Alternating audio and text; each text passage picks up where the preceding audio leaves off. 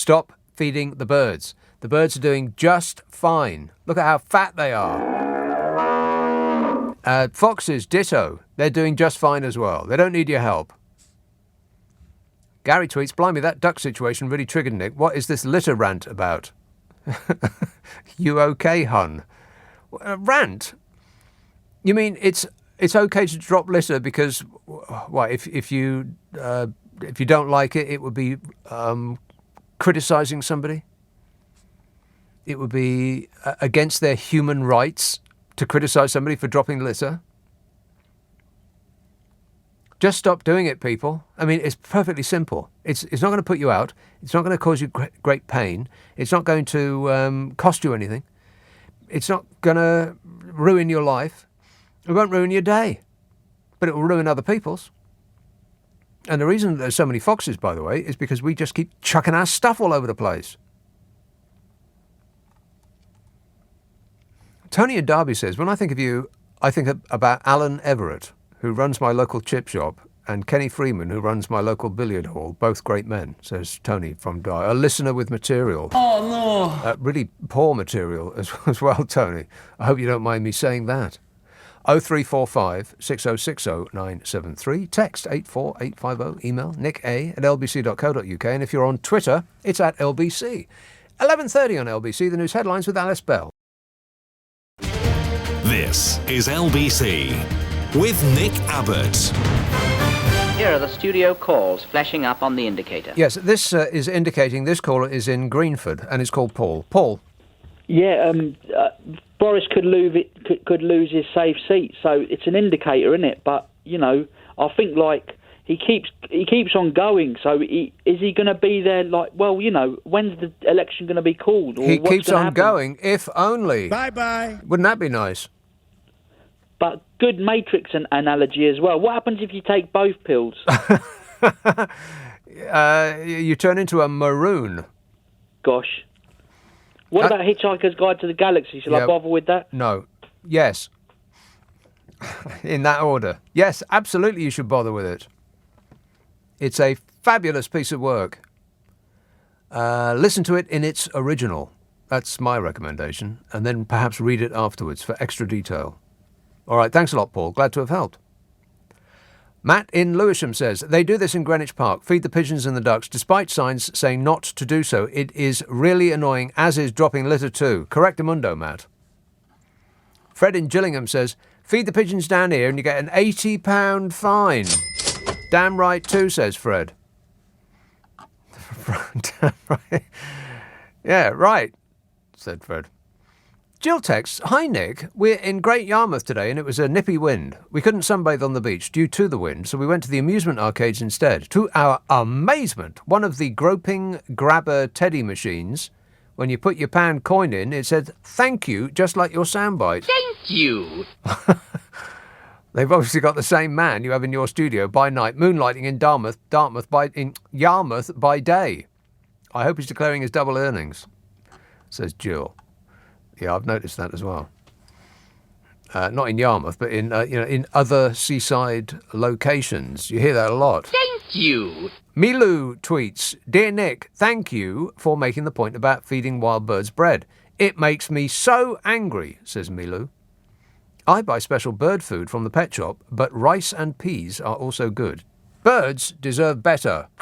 Yes, they do. I mean, think of the life of a bird.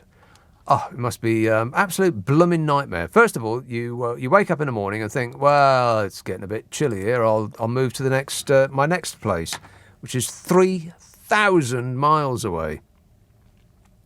You've got to go all the way there in one go. Otherwise, you drown. How do they do it?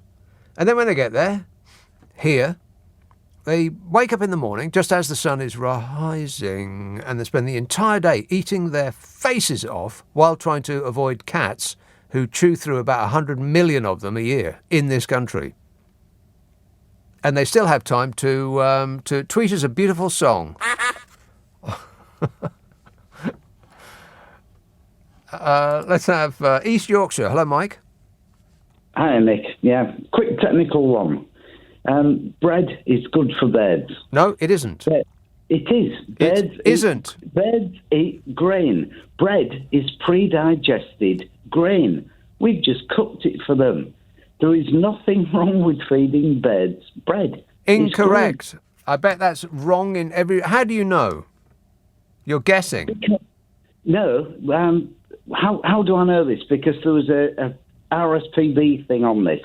And if you feed ducks too much dry bread, it can cause them a problem. But as long as they can wet it, then it's absolutely fine.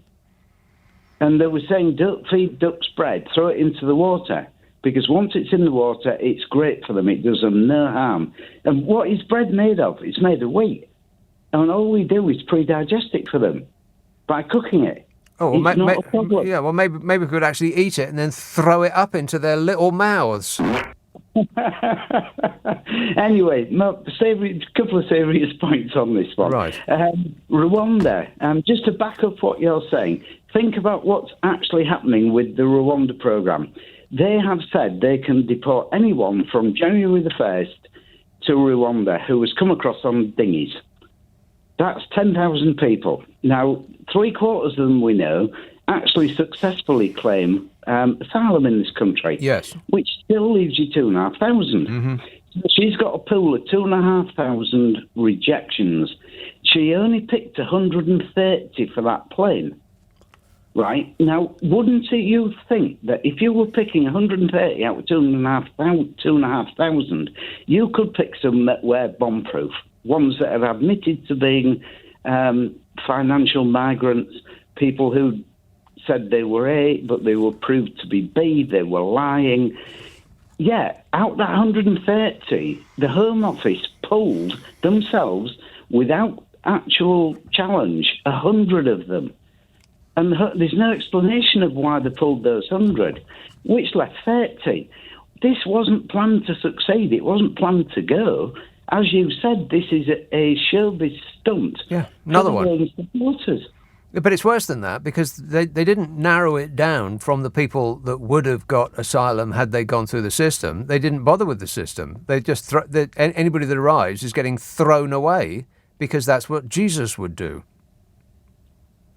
Yeah, it's completely lacks integrity. It's just another war on woke. I mean, it just feeds into all of the things that their fans love. They're not remotely interested in it working. It's like picking a fight about the Brexit deal that he won an election on. The manifesto said there will be no further negotiations on the Brexit deal. He told us that this Brexit deal was the best deal in the whole wide world ever.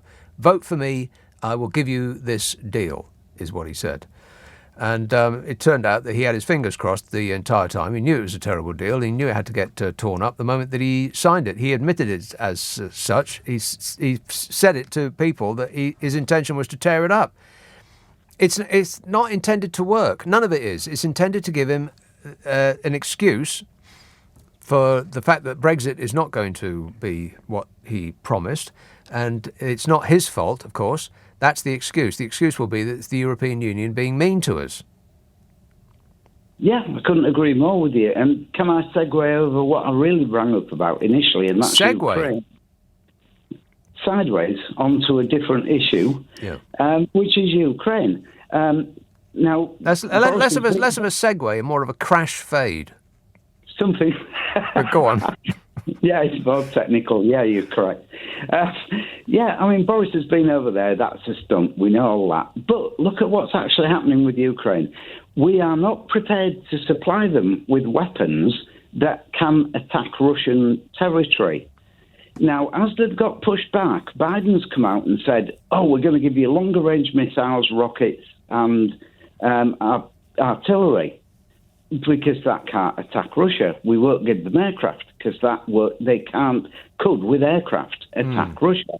Now, take this to a logical conclusion, because all the West is saying is that Ukrainian territory is sacrosanct. Ukraine must be able to go back to their original borders because they deserve it. They're a country in their own right. They can take it back to the borders.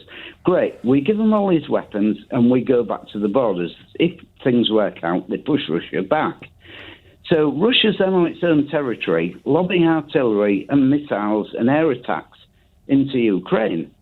So do we then say, oh, no, we're not giving you any more help because you can't attack Russia? They can attack you over their border. Yeah. You can't attack them. I don't get that at all. So Ukraine is not allowed to bomb. I mean, and Vladimir Putin sort of almost did like a Victorian fainting fit just at the very idea that any bomb should explode on Russia's side of the border. He's flattened an entire country, but no one should. But that country should not be allowed to hit back. What kind of insanity is that? Absolutely. So we're saying that we won't give them weapons where they can hit Russia. Well, eventually, if they go back to the border, Russia's going to be lobbing stuff over on them. And are we then going to say, no, you still can't attack Russia? It's completely illogical, Nick. We ought to be giving them the power to win the war. I mean, we bombed Germany in the war. Germany didn't invade us, but we didn't say, oh, no, we're not going to bomb Germany. No. Because that would upset, that would upset them. Yeah, exactly right, yeah.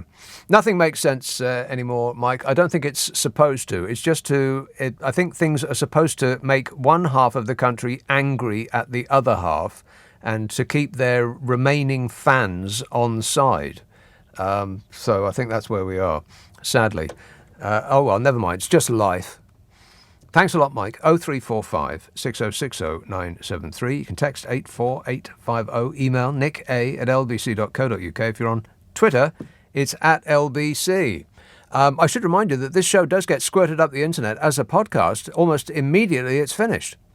We take the news and the ads out, which means it'll take less time to listen to, which means you'll use less electricity. Which means that when your fuel bill comes through this winter, you still won't be able to afford it, but hopefully you'll have kept some of that platinum jubilee bunting and you'll be able to burn that to stay warm. Leading Britain's conversation. LBC with Nick Abbott. Shut up. I can't. I should mention, by the way, that the podcast of this show is called Nick Abbott, The Whole Show. Ask for it by name on an internet near you, Nick Abbott, The Whole Show. We take the news and the ads out. It takes less time to listen to. You'll love it. It's on a global player as well. If you just do an internet search on my name, Nick Abbott, podcasts, all three will become apparent as though by magic. Maria text, thank you so much for that about the geese, Nick. Sort of a sentence.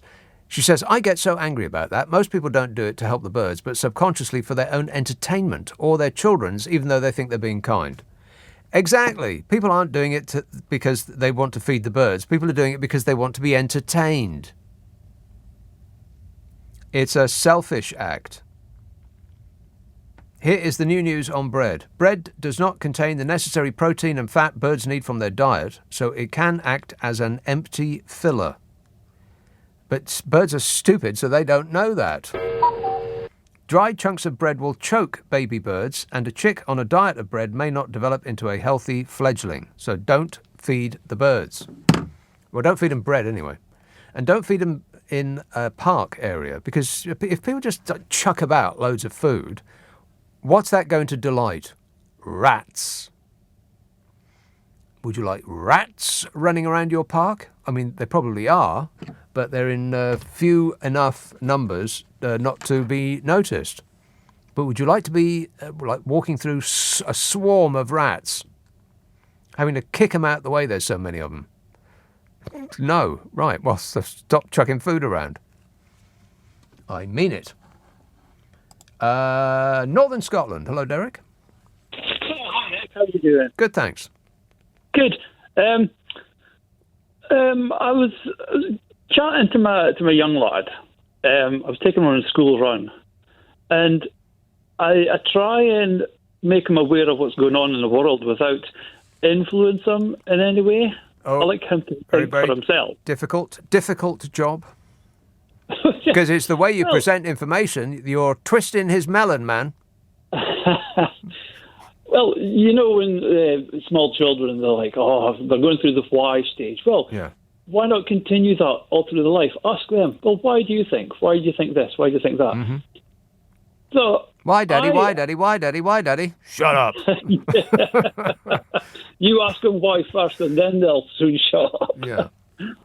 But no, he wouldn't believe me about the Peppa Pig thing that Boris Johnson was coming up with until I showed him Peppa on Pig World. YouTube. Peppa Pig World it has Peppa Pig. I think that's the problem. There's no personality about people in the media. How do you mean? There's no personality about them? What do you mean? Well, take Boris Johnson, for example. Yeah. He's full of stuff that children can quote. I've heard my little boy saying it. It's like meme factory with him. Right. Boris Johnson, Putin, the Russia thing, the Donald Trump. It's all snippets. It's all sound bites. It's all things that's amusing. Yeah. And I think that's the hook that Boris Johnson's got. He's amusing. Well, yeah, he's the funny bloke off the telly, except that joke's not funny anymore. But without him, what have we got to laugh at? So I think that's why... Are you kidding? We've got to keep him in position for our amusement? Well, that's what I reckon. People want to be amused. They want a sideshow. They want something they can laugh at. Yeah, they want to be amused. Then tell them to turn on Ant and Dec. That seems to amuse the country. Let's see if we can get the country run by someone who isn't amusing. A little bit of dullness would be welcome around about now. Exactly. But when I was his age, I never had a conversation with my parents about politics. Politics, boring, dull, dull. But isn't that supposed to be what? It's like they've got a job to do. They're supposed to look after the country, not make us smile and laugh. Exactly. So, what questions is your son asking? Well, I was listening to you speaking about feeding the ducks and the animals and the wildlife. Right. Just to get a bit of perspective, because we're speaking about an 11-year-old here. 11 years old. Right. There was reports of an otter lurking about at a local duck pond. An otter? An otter, yeah. An otter? And that was a recording of an otter made yesterday. Go on. And I convinced a young lad, 11-year-old, well, he was maybe 10 at the time, I convinced him that if you stand at the edge of the duck pond and shout gullible, you'll attract the otter. Oh. And he did. Hey, you, teacher, leave those kids alone. Leave those kids alone. Thanks a lot, Derek. 0345 6060 973. I'm going to try that. You yell gullible, and then the otter comes up to you. I'm definitely going to give that a go. Thanks for the swerve there, Derek. Sam says, Nick, I've heard it's a new Tory policy to feed bread to the peasants. Graham in York says, seagulls eat my ice cream. Where do they find that in the wild? Yeah, well, I didn't say they were smart. Seagulls are idiots too.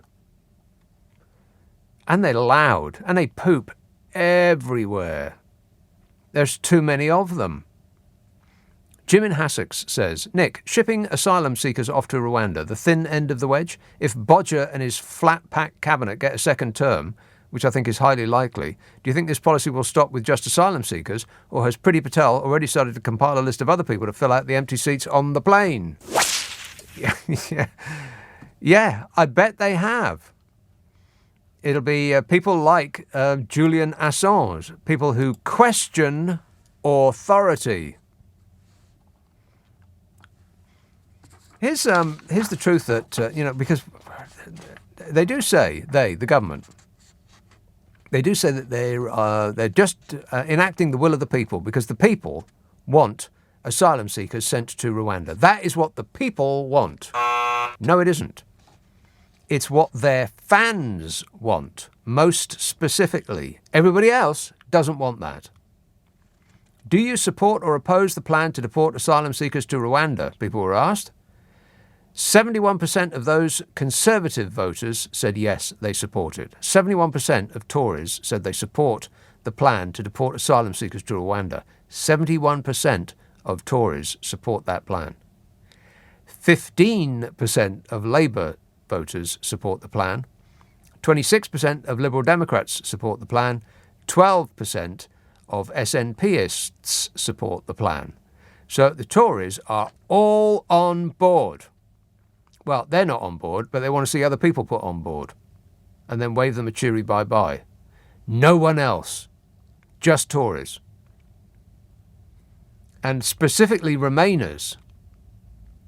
They are doing a little happy dance about the prospect of putting people on a plane to send them to Rwanda. No, not Remainers. I mean Leavers. Leavers want them out. 57% of Leavers want them out. Remainers, only 18% support that policy of chucking asylum seekers out of the country, sticking them in Rwanda. So Britons are divided over the government's plan to send migrants to Rwanda, but only as far as Britons are divided in supporting the government. Tory fans love the idea. No one else does. And if you remember back the general election of 2019, Tories got 42.4% of the vote. Now, they called that a stunning majority, a stonking majority, they called it, but it's less than half, 42%. Labour, the SNP and the Liberal Democrats, all of whom do not support this plan, they made up 47.6%. Put together. Now that's the majority. So the government is appealing specifically to their fans and against the wishes of the majority of the population. Most of us don't want this to happen. So just remember that when they tell you that they, the government, are acting on what the people want. Just their fans. They're only doing it to please their fans. It's not what the people want. It's what some of the people want. And they know that. They're not stupid. It's worse than that. 0345 6060 973. Russ in Bristol says, Boris just wants to stop people saying, do you remember when he hid in a fridge? Now they can say, do you remember when Boris hid in a war zone?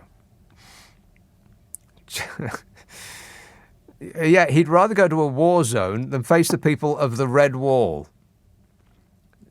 He'd rather go to a place that's just been shelled to bits than Doncaster. The good people of the North will make their own conclusions. Julia says, England did well in the cricket today. They thrashed the Netherlands. Oh, wow, that's interesting. Boring! The Netherlands, they play cricket? I had no idea. James in Streatham, Streatham High Street says, Nick, that was me laying in the road in Streatham. How very dare you interrupt my slumber. Next time, mind your own bleeping business. Yes, sorry about that, James. My fault entirely. Hey, I do a podcast called The Nick Abbot Habit, which is clips of old shows. We take the funny bits out of old shows and we throw them away. And we put all the boring bits in and then put it out as a podcast. We should do it the other way around. In fact, I'm going to do it that way around from now on. All the funny bits of old shows get squeezed into a half an hour of a constant amusement. If you wish to be amused, then I think you'll be delighted. Ask for it by name on an internet near you, The Nick Abbot Habit. It's on Global Player, which you should have in your life. The Nick Abbot Habit, available on the internet near where you are right now. Ask for it by name. Promise me you'll do that.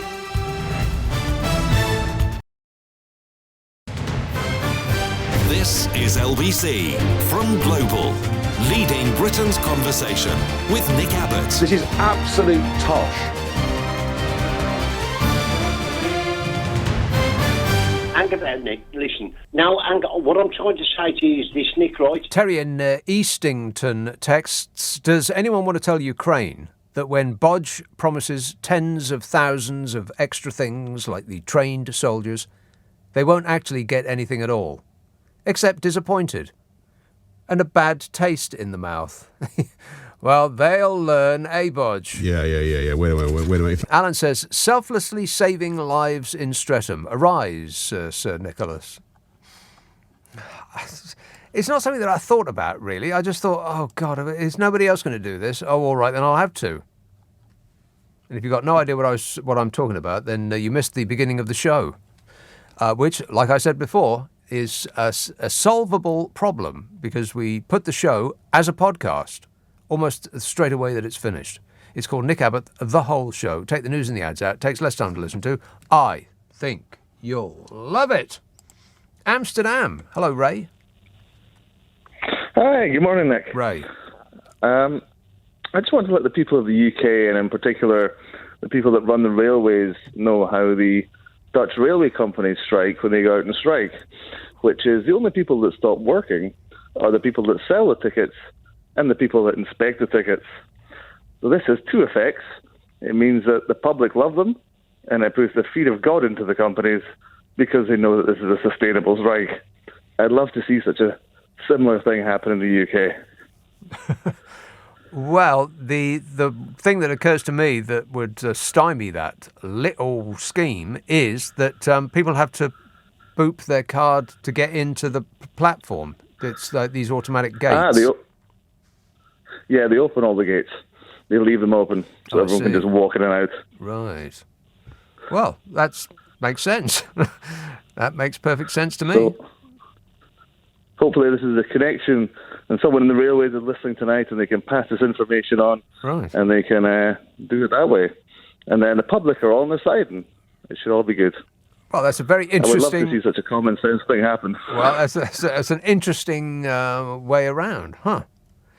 They've managed to imagine a better way. I wonder how.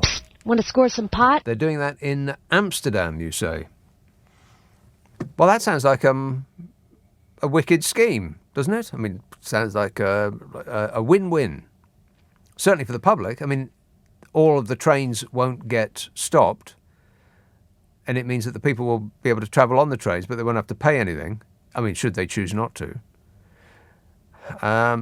People won't be stopping work, so they won't get their wages stopped for that day. Interesting. All right, thanks, Ray. 0345 6060 973. Pat tweets, "Hey Nick, I don't know about marketing, but I doubt Bozo bravely running away to a superpower war zone rather than visit might not go down too well with the good people of Doncaster. I wonder if Kiev has a huge fridge factory available. But he does get all the big calls right. No, he doesn't. He can get any of the big calls right. Oh, but what about the vaccine rollout?" It's like a band that's a one-hit wonder. They just keep playing the same hit over and over and over again. Whenever some quisling is sent around the TV studios to defend the indefensible bodge... Yeah. Wait a minute. They just keep saying the same thing. Oh, well, he's got all the big calls right. It was priced in... His appalling behaviour was priced in when the people voted for him in the first place. As in, we knew what we were going to get. Oh, the vaccine rollout. The strongest economy in the G7, and then then come all the lies, which never get they never get brought up on them. I guess because it's like that Trump thing. You just throw out enough lies, and whoever is listening to you and whoever is interviewing you won't have the time to fact check it at that moment, and so they let it pass. And by the time it has been fact checked, then they're off telling more lies in another television studio. It's impossible to keep up. What would Donald Trump do? It's everything that this government does can be seen through that prism. What would Donald Trump do? Whatever it is in any given moment, that's what they're going to do. Thick from Barking says, "Hi Nick, you know that first lard of the Treasury..." I'm assuming that's a typo. "You know that first Lord of the Treasury only went to Ukraine because he was... it wasn't a typo, was it? Lard of the Treasury, Bodge." Yeah. Wait a minute. The Lard of the Treasury only went to Ukraine because he was jealous that Macron and other EU leaders went to meet Zelensky yesterday and backed Ukraine's bid to join the EU. Johnson took the opportunity to avoid Doncaster Do you think Bodger invited Ukraine to join the United Kingdom?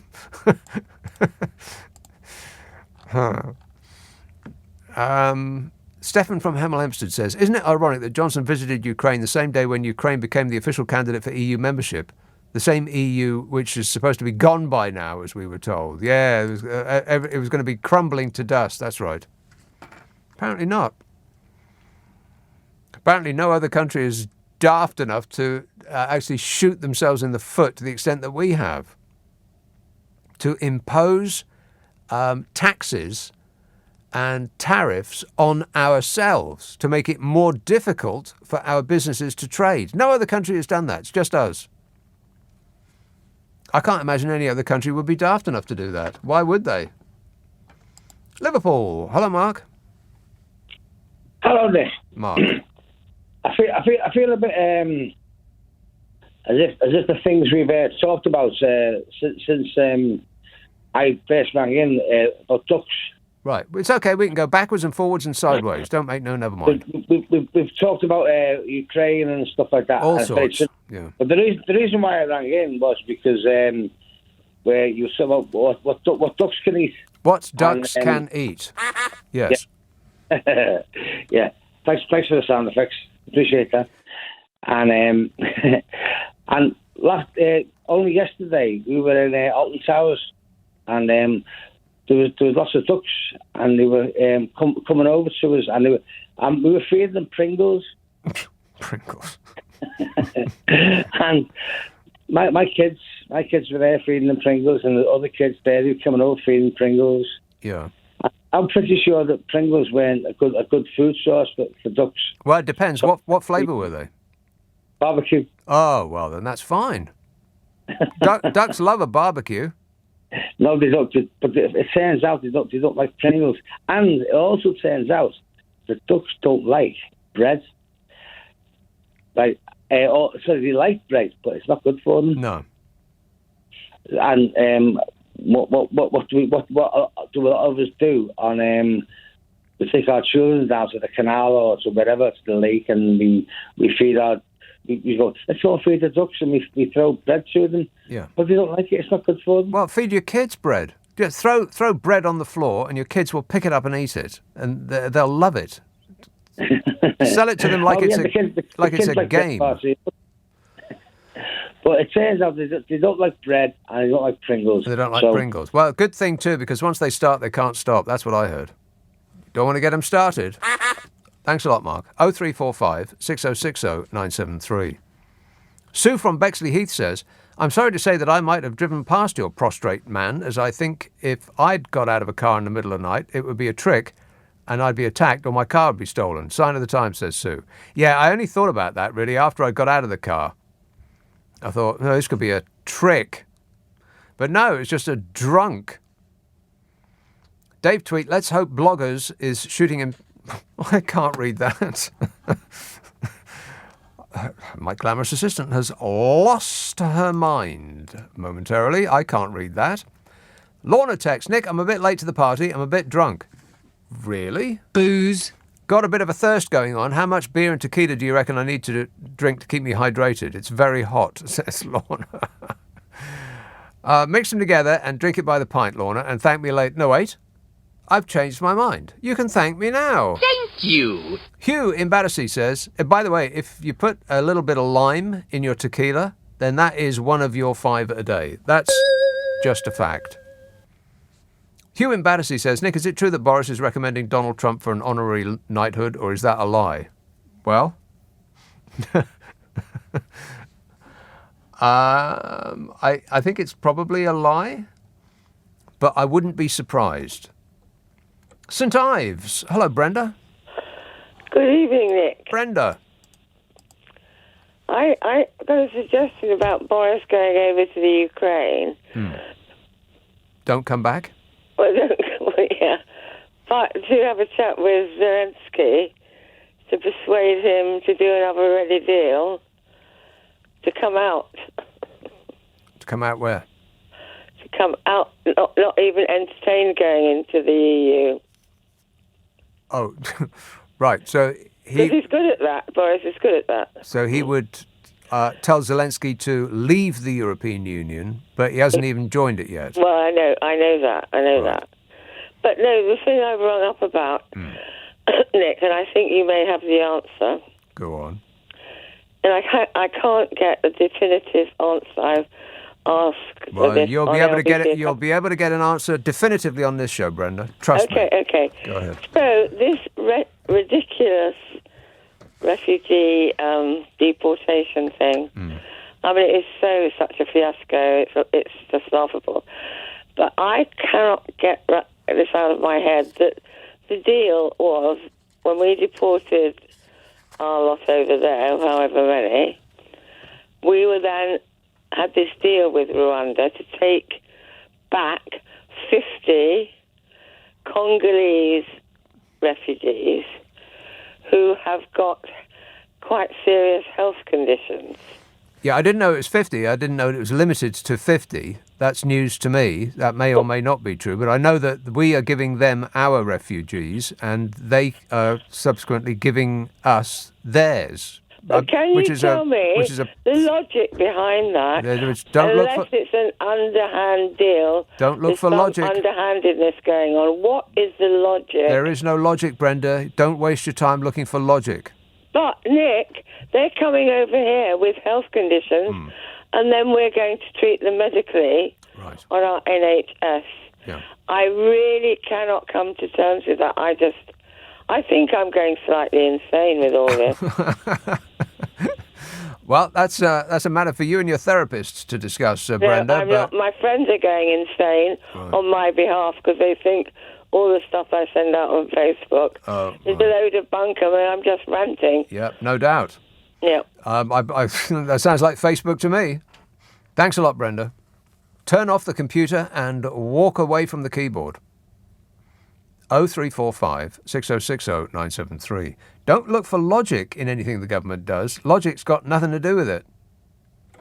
What's logic got to do with it? Rock and roll! Nothing. It's not about logic. It's about maintaining a grip on power at any cost.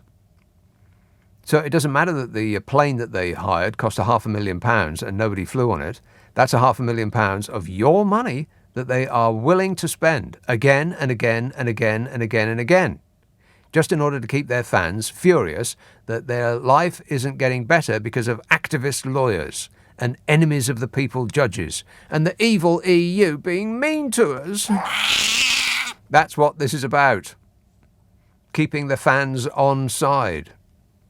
Because if as many people as voted for them last time vote for them again, then we will, once again, have a minority of the people getting 100% of the power. Or actually, the people don't get any of the power. It's a minority of the people giving a few people in government 100% of the power.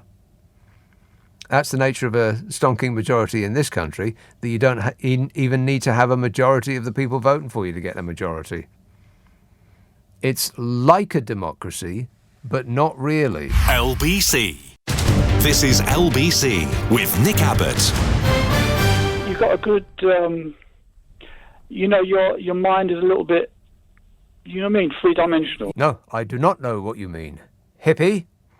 Alexandra texts, sure, Streatham isn't too pretty and the High Street is marginally longer than the Great Wall of China, but it does boast one of the best pubs in the solar system, a proper old-school music pub and very friendly. My band have played there many times, says Alexandra.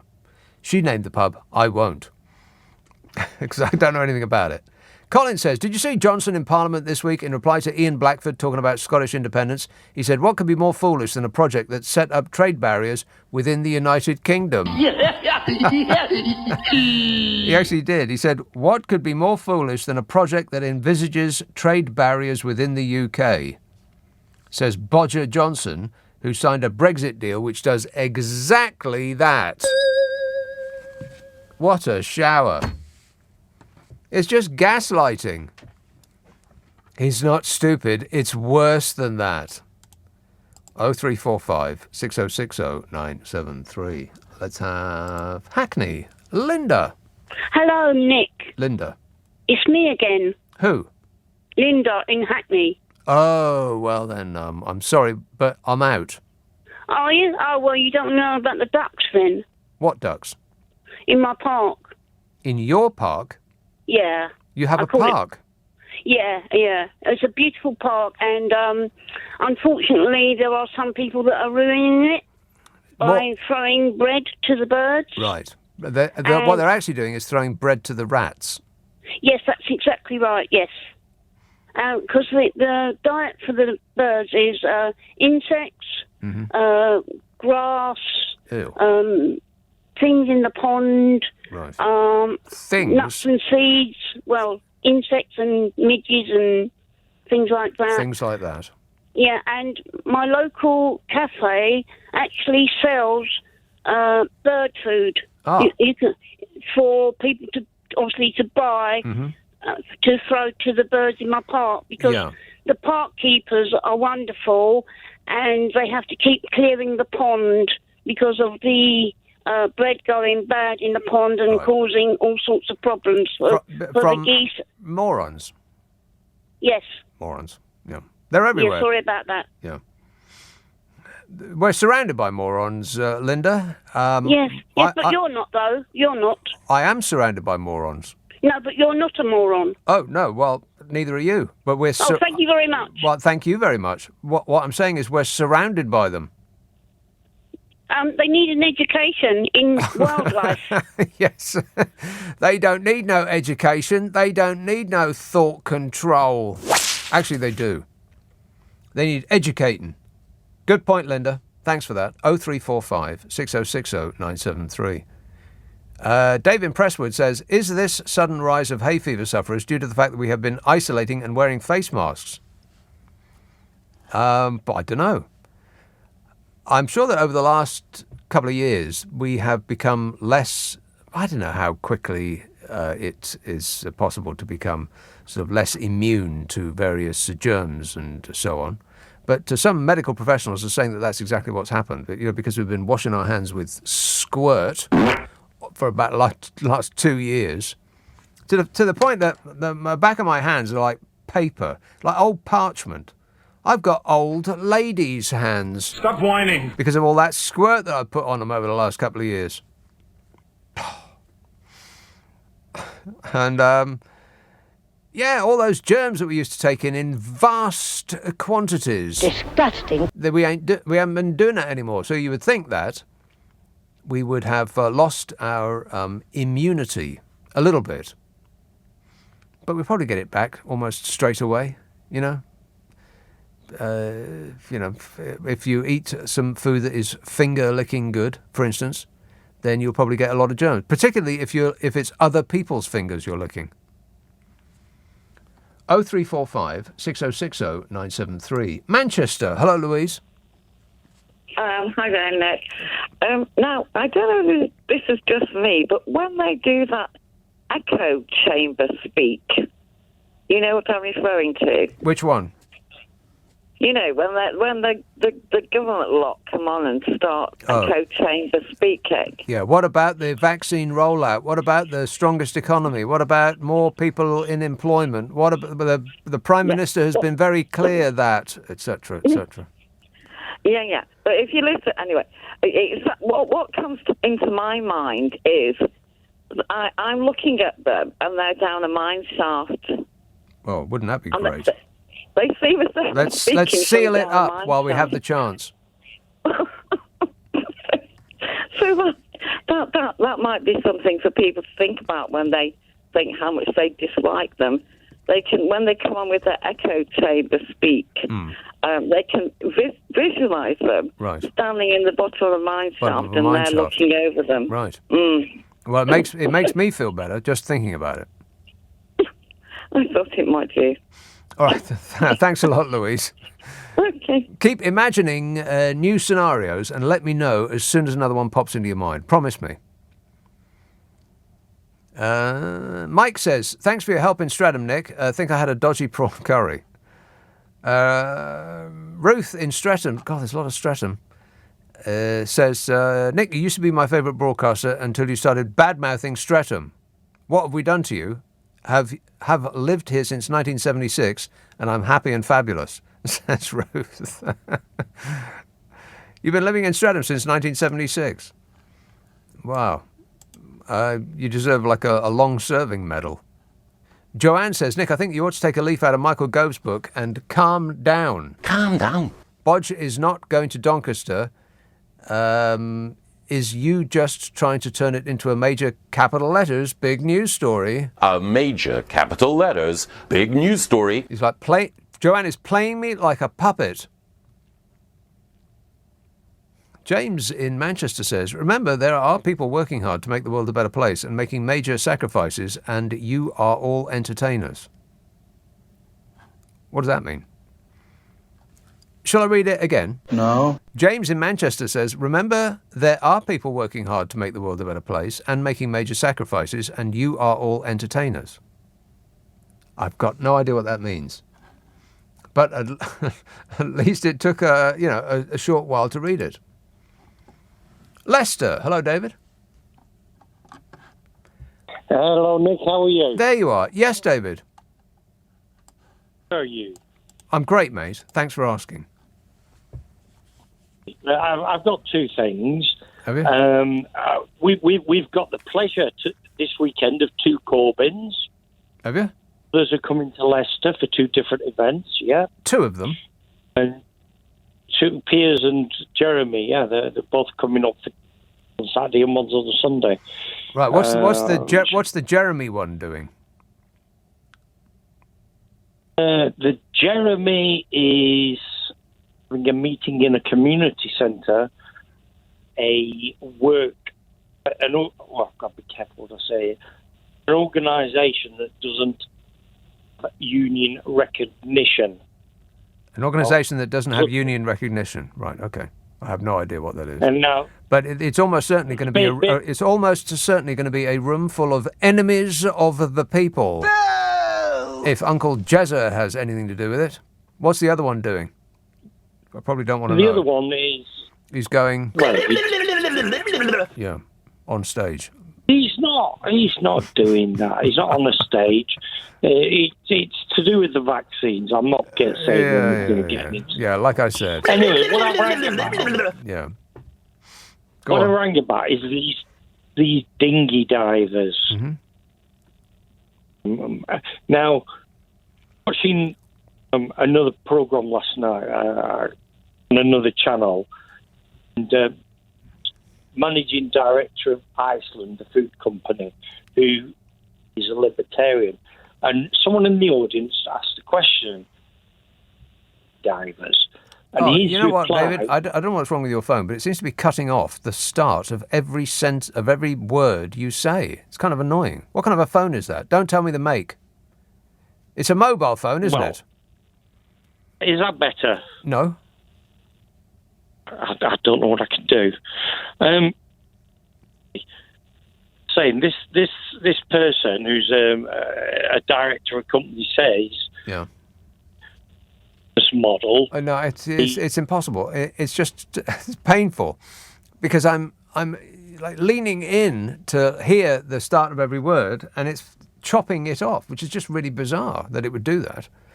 I don't know what you're doing with that phone, David, but it should have come with instructions. Do you know which end to speak into? I appreciate the call, but I can't stand it anymore. But thanks. 0345 6060 973. You can text 84850, email nicka@lbc.co.uk, and if you're on Twitter, it's @LBC. What podcast can I tell you about? I've done the Habit. I've done the Nick Abbott Habit. I've done the. Have I done the Me and Carol? Yeah. Yeah, I've done the whole show. So that's about it. Oh, right, yeah. I think I've covered them all. Oh, right, yeah. Just do an internet search on my name, Nick Abbott Podcast, and all three will become apparent as though by magic. 12:30 on LBC, the news headlines with Alice Bell. Leading Britain's conversation. LBC with Nick Abbott. And I can't stand him. 0345 6060 973. Let's have a call in, oh no, Streatham. Nigel. All right, apologies for living in Streatham. Well, you don't have to apologise to me, Nigel. I think you owe yourself an apology. Yeah, exactly. Anyway, but basically, it's nice to know everybody else is confused as well. Nigel, please speak directly into the phone. I am. There you are. Is that better? It is. Yeah, okay. But it's nice to hear other people are confused. I'm talking about really the Rwanda thing. You know that MP who said people can live on £30p a day? Yeah. Well, he wrote a letter saying why he's supporting Boris in the election. He said the main reason is because he'll push through the Rwanda policy. Now, that means this idiot thinks that's the most important policy we have at the moment. Yes. Then I get very confused because on the one hand, we have all these leftist lawyers complaining about the refugees being sent off to Kigali. Yeah. But then I look at the pictures of the hotel, luxury 3-star hotel, all the expenses paid, all food paid. Yeah. You can go on tour trips to look at the gorillas, all kinds of wonderful things. I think really what they ought to do to be coherent is they should drop off brochures into Calais saying, come to England, you can go on a 2-year holiday, all expenses paid. And they'll all rush over to England. We can all ship them over. And then the French will love us because they're getting rid of the refugee problem. Yeah.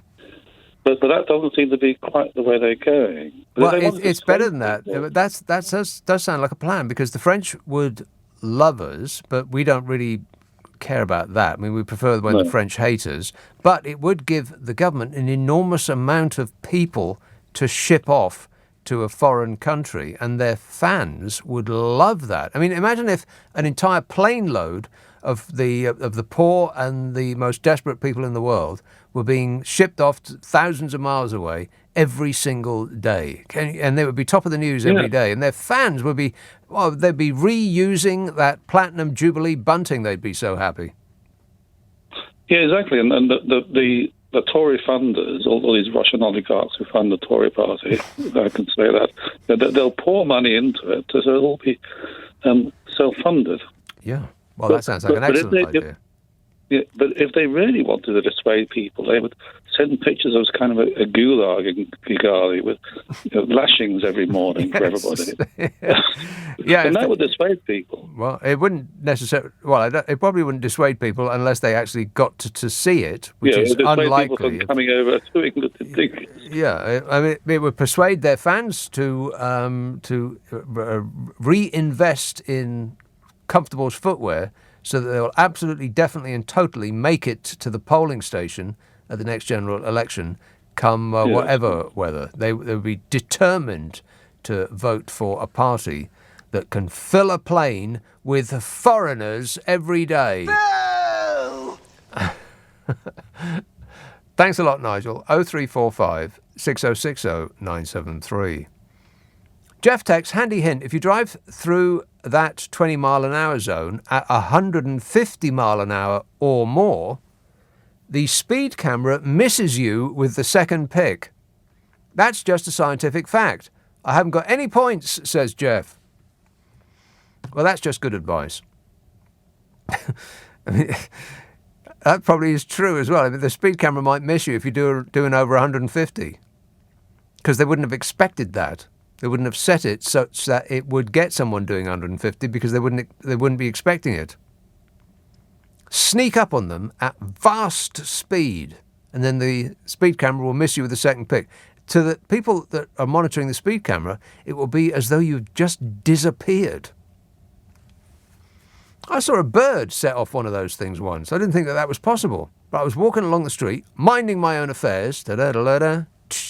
Rock and roll! And a bird sped by. I suppose it was a pigeon. I was dazzled by the flashing of the lights, because it did flash twice on this pigeon. That would have been an interesting shot. Walsall. Hang on a minute. Mick. How are you? Good, thanks. Is my phone coming over okay? What? Is my phone coming over okay? It's all right, you've just been complaining about people's phones. I've just knocked mine off speaker. Complaining? Whinging and whining and moaning. Yeah, a little bit. Yeah, I was going to go on about these dinghies. This is the French plan. Get rid of the ones that they want. If the French are helping them cross our channel, I'll eat with the donkeys. Because, how the hell do you carry a massive dinghy down to a beach without anyone seeing you? Oh, come off. The beach is hundreds of miles long.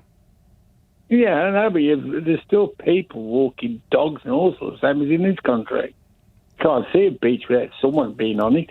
What, night and day? Well, mostly in the day, I suppose. Yeah. But I still think the French are up to no good. They never liked us much. Well, with good reason. The French take way more asylum seekers than we do. No, I don't think it's anything to do with that. They don't like us because we live. That's not why they don't like us. They don't like us because our politicians keep picking stupid fights with them. But the French take way more refugees than we do in this country. It's a lot bigger country, though. It's got a lot more places to put it. I'm often wondering what's happening. It's got about the same number of people. I mean, where do they go? They don't get stuck out in the middle of a forest somewhere. They go to towns. They live in towns which are just as populated as our towns.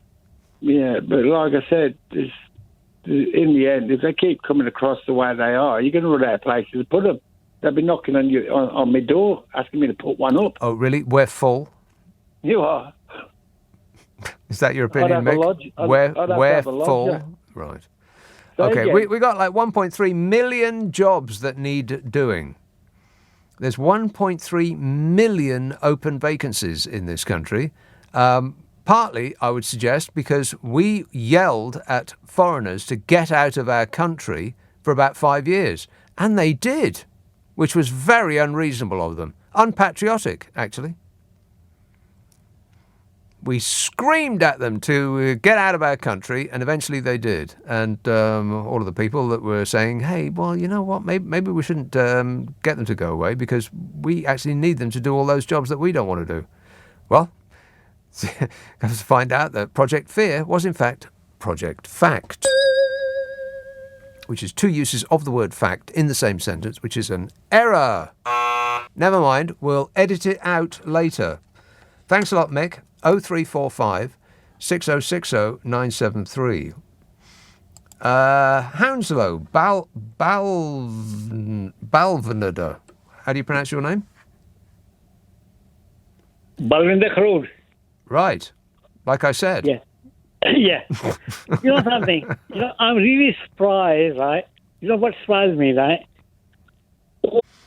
I think that there was something in there. I'm not entirely sure, but I think there was something in there that we didn't want to hear. Now, it might be obligatory to use builders' language on the television. Disgusting. But not on the radio. Not now, not ever, never. Can't do it. Don't ask me why. Those are the rules. But thanks a lot, Balvinada, if that is indeed your name. Jeff texts, handy hint. Oh no, I've read that. 150 mile an hour. Check. Mental note. Howard in Chiswick says, in Streatham, antisocial behaviour is immediately acted on by CCTV operatives, so acting upon said antisocial behaviour is not needed or necessary. What, like lying in the road, you mean? It was not acted immediately upon. I acted immediately upon it. Police arrived sometime later. Robert in Dorset says, and anyway, in Streatham, antisocial behaviour is immediately acted on. How many people have they got immediately acting on it in Streatham? It'd be a full-time job for thousands of people. Robert in Dorset says, hi Nick, are you sure the guy found in the road wasn't Keir Starmer? Because he usually falls flat in his face. Poor Keir. I don't know. I mean, have we given him enough time? I probably think so. Bodicea tweets, or is it Boudica? He says, I don't know, is this a... Hang on a minute, I'll read this through in case it's a listener with material. Oh, no.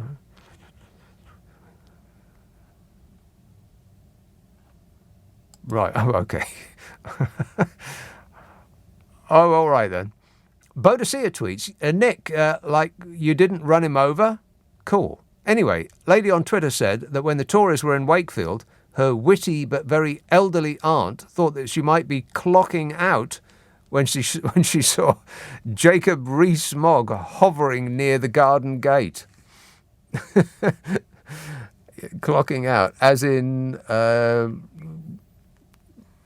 passing on, as in dying, because he was lurking about. You're better informed than I am. I don't know anything. Well, it freaked me out.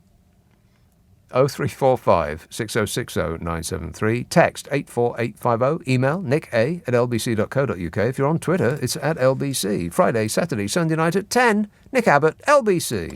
This is LBC with Nick Abbott. Call 0345 6060 973. Tweet @LBC. Text 84850. 0345 6060 973. James in Canterbury says, Nick, when my 18-month-old daughter goes to bed, she waves going up the stairs. I've got in the habit of saying you're Trump, bye-bye. Bye-bye. She now says bye-bye like Trump back. And it's one of only 3 things she can say. It's your fault. Oh, I see. It's my fault. I blame the parents. Shashaf texts, Nick, during Easter, my flight from Tel Aviv to Gatwick was diverted to Doncaster. Bozo might still end up there if he flies with a budget airline. And I checked on that. This is from the Jerusalem Post. Wizz Air passengers en route to London from Tel Aviv were left in Doncaster after their flight was delayed and diverted, and they were told to find their own way to their destination. What? According to the report, the passengers were abandoned 200 miles from Gatwick, and the airline offered them no assistance besides giving them water bottles. I don't understand how an airline can leave people in the middle of the night and not provide them with anything other than a bottle of water, one passenger told the Chronicle.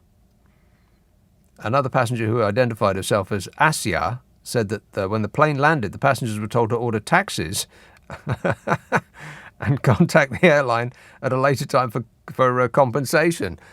A taxi from Doncaster to London? Good luck with that. Chelsea, hello, Mark. Oh, sir. Mark. Sir, I'm now pandering to, because I understand levity is the order of the, day or night. Yes. As opposed to revolutionary socialism, which Right. is what I've always espoused, with a Maoist flirtation here in Chelsea, drinking cheap wine. I was informed by LBC, and it was quite astounding. How cheap is that wine, by the way? 6, and it hasn't gone up since Brexit. Shall I mention which country it comes from, as if every lorry driver is going to now pour into supermarkets and clear the shelves of this wine? I bet it's Spain. No, Portugal. For some reason, How close was that, though? Yeah, the French stuff went up, but for some reason this Portuguese one didn't, and it's all I bizarre. was in Madrid. Have I mentioned that I went on holiday in Madrid? Boring. Yeah, I know, on and on and on and on and on about it. But it was the first holiday I've had in about 7 years. And while I was there, I wanted a refreshment. Booze. So I went to the supermarket and looked for some wine. And it was almost impossible to spend more than about €6 on a bottle of wine. It's like they only had cheap, and I do mean really cheap, like €2 for a bottle of wine. I mean that must be virtually poison. Do you they've know got how in much there. I spent on a pint in a pub in Kings Road? Yes, I where do, the Mark. lavatories overflow. £7.50. No, it was $6.40. Oh, right. Like I said, sounds like a bargain to me. I mean, and it has, I won't go into detail, but running a pub, I'm not digressing. You need to clean what they call the pipes of the beer, the lager, whatever that comes out. That's right. And it's second time it stank of sewage because they have, and they're pouring in there. Sewage? It's just a bizarre. Well, it's got a disgusting smell. But It used to be when I worked in a pub for just years. I have mentioned this before, and you're not going to like it. So prepare yourself. At the end of the night, when you go around a pub and you see all those the pint glasses are left on a table and they've all got like a little bit of swill at the bottom of them, You know that? Because Yes, people of course, people will order more drinks than they can actually consume. So they won't have all of it, because otherwise they'd be falling out flat on their faces. So they leave a little bit in the bottom of the glass. And what the landlord used to do with the place that I worked in was go round at the end of the night with a bucket and pour all the beer that was left on the tables into the bucket, and then go down into the cellar and with a funnel put it into the barrel of lager. Disgusting. That's what he used to do. No, what I phoned up to discuss was what is the weather, what does it. I heard on LBC that in Wales, as a result of the weather, this was a serious thing, it was a serious news. Yes. That the police were patrolling beaches to look for predatory behaviour. I read that too, yeah. So seems a bit weird. Baywatch. So you can. It's all right for them bleeding, Americans with Baywatch, but here you've got to be careful. You can't say, all right, love. Maybe it's there's. a nice day today. Well, I don't know if that's what they were policing, but maybe there was something more to that story. There's like an issue that they've got in that area. I don't know, but it seemed a bit weird. They got some councils that are preventing people from having a beverage on the beach. Booze. I mean, literally in Bournemouth, I think it was. There was this beach bar that opened, and then had to close because the local councillors couldn't contemplate the idea of people actually having fun. And then you got this thing in south of Wales where police persons are patrolling up and down for a fear that somebody might be doing something they shouldn't ought, which seems a bit odd. I concur, Mark. Here's that story. A pop-up beach bar has been forced to close, blaming a council's strict rules that included customers are only allowed to have 2 alcoholic drinks. What? Can you imagine that, Carol? No. The Hawaiian-themed Beach Hut Bar and Grill was granted a temporary licence to open and operate during the busy summer season in Bournemouth in Dorset. I've never been there because it costs too much to go. It does. It costs like £100 to go there and back from London, which is ridiculous because it's just over there. I could practically spit that far. The operators had to adhere to a raft of strict terms and conditions laid down by officials. These officious officials insisted that punters were only allowed to have drinks if they ordered food. Oh, God, not that again. A ban on hen and stag parties, no loud music, or DJs, and spot checks by council officers. Well, it sounds like a business meeting over at Bodger's place. Yeah. Wait a minute. The operators decided to cut their losses and dismantle the pop-up bar and restaurant, which is a shame because it sounds like the kind of place that I would like to go. In a statement posted on social media, they said, after weeks of trying to compromise, we had no choice but to close. Not being able to accept group bookings, turning away 70% of walk-ups who just wanted a drink, and being constantly inspected made our time a real challenge both financially and emotionally as a team. We're just so disappointed, he said. He's not angry, he's just disappointed. As a small business, we would rather pay the balance and cut our losses than stay and lose money. Bournemouth, Christchurch and Poole Council. Anti-fun. Guess which party is the dominant one in Bournemouth, Christchurch and Poole? Go on. Guess. I double dare you. Some locals hit out at Bournemouth, Christchurch and Poole Council on social media. A bloke called Scott said, the nanny state epitomised. It's almost like they're making things so tricky intentionally. Either they don't want us having fun, or they don't want small businesses and entrepreneurs to do well. Derek said, I see that one of the restrictions was in order to stop excessive drinking, which they appear to have considered would be more than 2 drinks. Who do they think the customers are? 12-year-olds? Councillor Beverley, portfolio holder for tourism at Bournemouth, Christchurch and Poole Council, said, as part of our efforts to make the award-winning seafront even more vibrant, we have engaged through an open tender with several operators to run a series of new attractions on the beach. Local people expressed a preference for beach restaurants rather than beach bars. Yes, well, you wouldn't want people enjoying themselves, would you? It's not Blackpool or some god-awful place like that. Not my words, of course. As you may have guessed, you may be way ahead of me. Bournemouth, Christchurch and Poole Council is a Conservative-run council. I checked, so you don't have to. And there was a picture of it in the paper, and it looked like a lovely place to be, right there on the beach. You could have a drink and enjoy yourself. Against the law. James in Canterbury says, oh no, I've read that. Shashaf texts, oh, I've read that too. Tel Aviv to Doncaster. Direct.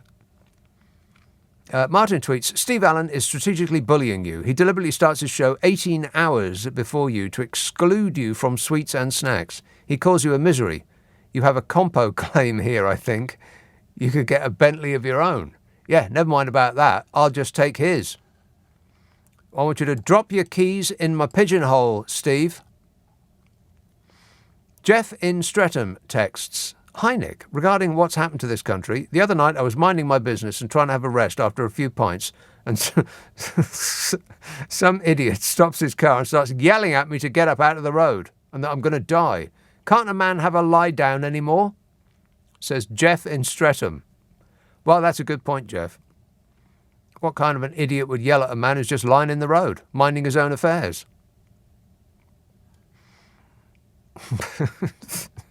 Which seems like we've just done a big circle on this show, haven't we? It feels kind of satisfying to end on that note, don't it? Like we've tied a bow on this show, and doesn't it look precious? Yes. I'll be back tonight at... I'm reading all of the texts and emails. Look at that. It's like 6 pages of them I haven't got through. So I'll read them out tonight, the ones that make sense anyway. I'll be back at 10. Ian Payne you'll find on your radio at 4 o'clock. But first, it's Clyde Ball. Nick, thank you. As Boris Johnson pays another surprise visit to Ukraine, has the man with no ethics advisor managed to bounce back again? And what of Keir Starmer? Is he Johnson's best weapon after an underwhelming performance in the Commons this week at a meeting where he told colleagues not to call him boring? The death of a disabled passenger at Gatwick Airport has prompted an inquiry. It comes after a succession of complaints about poor treatment. How difficult is it to travel and get the assistance if you need it as a disabled person? And Eurovision, who should be hosting it? Where should it be if not Ukraine? 0345 6060 973, text 84850 or tweet at LBC. On your radio, on Global Player, and Play LBC. leading Britain's conversation.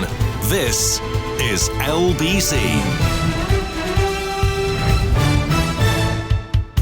From Global's newsroom at 1 o'clock, Britain is offering Ukraine a major training operation to help the country fight back against the Russian invasion. Boris Johnson has made a surprise visit to the Ukrainian capital and met with the country's president. The Prime Minister's pledged training to up to 10,000 Ukrainian soldiers to rebuild their forces. Former senior British diplomat Lord Ricketts says it's no coincidence the PM was in Kyiv just days after EU leaders. Boris Johnson has made it a priority to be seen as a sort of leading Western voice in support of Ukraine. And, I welcome that. And I think he probably wanted to make sure that the European leaders didn't get the limelight for too long. Police in Brazil have confirmed one of 2 bodies found in the Amazon is that of a missing British journalist.